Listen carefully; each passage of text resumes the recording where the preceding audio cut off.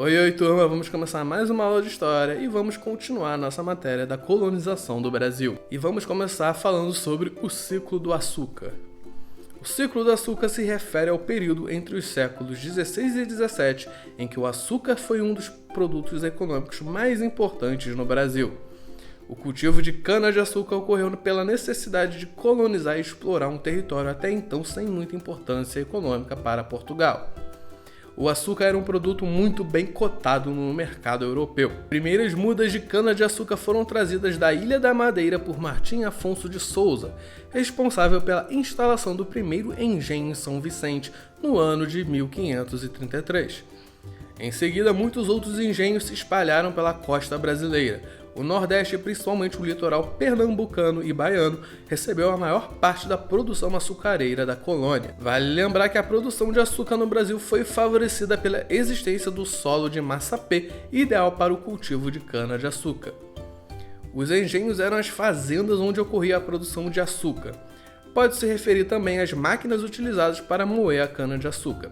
Os engenhos se localizam principalmente no Nordeste brasileiro. Ali se praticava a plantation, ou seja, a produção de um único produto voltada para exportação e utilizando o trabalho escravo. Os engenhos, no geral, eram divididos em Casa Grande, Senzala, Capela, a Moenda e o Canavial. Este conjunto era chamado de Engenho Banguê. A Casa Grande era o local habitado pelo senhor de engenho e sua família. A senzala, por sua vez, eram os alojamentos destinados aos escravos negros. Na capela eram realizadas as missas, cerimônias e rituais religiosos, mostrando o forte poder do catolicismo no Brasil. A moenda era o local onde a cana-de-açúcar era moída. No engenho, as etapas de produção iniciavam na moagem de cana. Era extraído o caldo de cana que em seguida era encaminhado para o tanque e armazenamento. Extraído o caldo de cana que em seguida era encaminhado para o tanque e armazenado. Na produção do açúcar, o caldo era colocado em tachos de cobre em fogo até se transformar em melaço, chamado de mel de engenho. O melaço então era distribuído em formas cônicas e dispostas em uma bancada, onde ficava até esfriar e se cristalizar. O açúcar cristalizado retirado dos cones era chamado de açúcar mascavo. No engenho, o clareamento do açúcar era realizado nas casas de purgar. Além da produção de açúcar, o melaço também era utilizado na produção de cachaça e rapadura. A sociedade açucareira era marcada pela grande diferenciação social. No topo, com poderes políticos e econômicos, estavam os senhores de engenho. Abaixo aparecia uma camada média formada por trabalhadores livres e funcionários públicos. Na base da sociedade estavam os escravos de origem africana. A mulher cabia a tarefa de administrar o seu lar, devendo se manter recolhida e fiscalizando o trabalho dos escravos domésticos. O serviço escravo realizado nas lavouras canavieiras era supervisionado pelos feitores, que tinham a tarefa de vigiar os escravos e lhes aplicar punições. A prosperidade da produção açucareira no Brasil chamou a atenção dos holandeses que, em 1630, invadiram Pernambuco, maior produtor de açúcar da época. A invasão dos holandeses provocou uma série de conflitos com os portugueses pela posse das terras. Em 1645, os portugueses conseguiram expulsar os invasores. Após a expulsão, os holandeses foram para as Antilhas, onde prosseguiram com a produção do açúcar, tornando-se concorrentes diretos do Brasil. Na segunda metade do século XVII, a Holanda já superava o Brasil na qualidade do açúcar e no abastecimento do mercado europeu. Isso provocou a queda das exportações brasileiras. Assim, a produção açucareira no Brasil entrou em decadência. O século XVIII põe fim ao ciclo do açúcar, abrindo caminho para uma nova etapa, conhecida como o ciclo do ouro. Mas isso vai ficar para uma próxima aula. A escravidão começou no Brasil a partir do século XVI. Colonos portugueses começaram escravizando os índios, porém a oposição da Igreja Católica dificultou essa prática.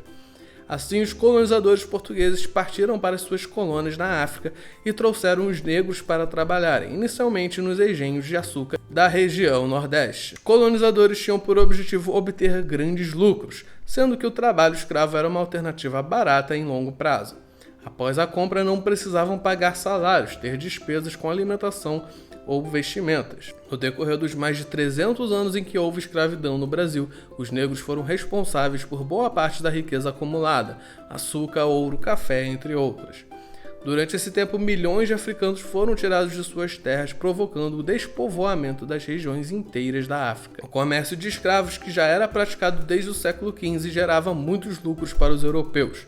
Em 1441, os portugueses capturaram o primeiro grupo de negros. Para isso, organizavam verdadeiras caçadas, invadiam as aldeias africanas, perseguiam e prendiam seus habitantes. Posteriormente, os traficantes passaram a pagar por eles. Em alguns casos, os próprios chefes africanos vendiam membros de sua tribo em troca de tecidos, armas, joias, algodão, aguardente e outros privilégios. O comércio de escravos no Brasil ocorria geralmente através do chamado comércio triangular, envolvendo Portugal, África e Brasil. Assim, os portugueses chegavam à África e compravam escravos por preços baixos. Em seguida, vendiam os escravos no Brasil por preços altos, tendo ótimos lucros. No Brasil, compravam açúcar, tabaco e outros produtos que vendiam muito mais caro em Portugal. Com isso, ganhava-se ainda mais. A maioria dos negros trazidos ao Brasil como escravos pertenciam a dois grandes grupos: os bantus, originários da Angola, Moçambique e Congo, e os sudaneses, oriundos da Guiné. Os bantus foram espalhados pelo Maranhão, Pará, Pernambuco, Alagoas, Rio de Janeiro, Minas Gerais e São Paulo, por isso tiveram grande influência em nossa cultura. Sua religião admitia muitos deuses, existiam os espíritos bons e os maus, representados em estatuetas e madeira e marfim. Os sudaneses, que se destacavam pela estatura elevada, possuíam membros maometanos. Destes sobressaíam os Haussás, que se concentravam na Bahia. Os Haussás eram altos e fortes, tinham um acentuado espírito de liberdade e promoveram muitas revoltas contra os senhores de escravos. Por isso, muitos foram massacrados ou expulsos do Brasil. A viagem da África para o Brasil, assim como para outros lugares, era uma verdadeira tragédia para os negros. Aproximadamente a metade dos negros morria durante a viagem. Eles vinham amontoados e acorrentados durante meses nos porões dos navios negreiros, onde comiam o pouco que lhes davam e ali mesmo faziam as suas necessidades. No decorrer da viagem, muitos negros morriam de fome, doenças e maus tratos. Outros de banzo, uma espécie de tristeza, depressão que vinha da saudade de sua terra e família. Quando chegavam ao Brasil, os escravos eram colocados à venda nos mercados. Ficavam à mostra em exposição e eram examinados minuciosamente pelos interessados. O escravo não era considerado um ser humano, era tratado como se fosse uma mercadoria, uma coisa, menos ainda que um animal. A rotina de trabalho dos escravos no Brasil era cansativa. Costumavam iniciar o trabalho ao raiar do dia e só terminavam ao escurecer. Quase não tinham descanso, pois aos domingos em muitos engenhos cultivavam pequenos roçados para o seu próprio sustento. Seu principal alimento era a mandioca. As condições de trabalho eram duras, tanto nos canaviais quanto em outras funções. Somando-se a isso a má alimentação e os maus tratos, o tempo de trabalho de um escravo dificilmente passava de 10 anos. Depois de 10 anos de trabalho pesado, o escravo estava acabado e, na maioria dos casos, morria. Eles viviam e trabalhavam sob constante vigilância dos capatazes e feitores. Quando tentavam fugir, os escravos eram caçados pelos capitães do mato, especialistas em perseguir e capturar escravos. Esses capitães recebiam uma boa quantia por escravo que capturava e devolvia ao senhor. Nem todos os escravos trabalhavam na agricultura. Nas residências dos proprietários haviam escravos que se dedicavam ao trabalho doméstico e gozavam até de alguns privilégios. Nos centros urbanos, a ocorrência de escravos domésticos também era bastante expressiva. As cidades abriam portas para que muitos escravos fossem utilizados em outras atividades econômicas também. Muitas vezes, aproveitando das habilidades de um negro, proprietário acabava transformando em escravos de ganho, que realizavam diversas tarefas e destinavam os lucros ao proprietário. Porém, vale lembrar que alguns escravos podiam ficar com parte dos lucros e assim comprar a carta de alforria, documentos que garantiam a sua liberdade, mas esses foram raras exceções. Haviam também os escravos de aluguel, quando um senhor passava por dificuldades financeiras, acabava cedendo parte de seus escravos para um terceiro, que em troca lhe recompensava com uma quantidade de dinheiro. De maneira geral, os negros trazidos para o Brasil como escravos foram obrigados a abandonar seus costumes africanos e viver de acordo com os costumes europeus. Apesar disso, exerceram influência sobre a cultura popular no Brasil. Dentre pratos típicos podemos destacar o vatapá, acarajé, doces como a cocada, quindim, entre outros.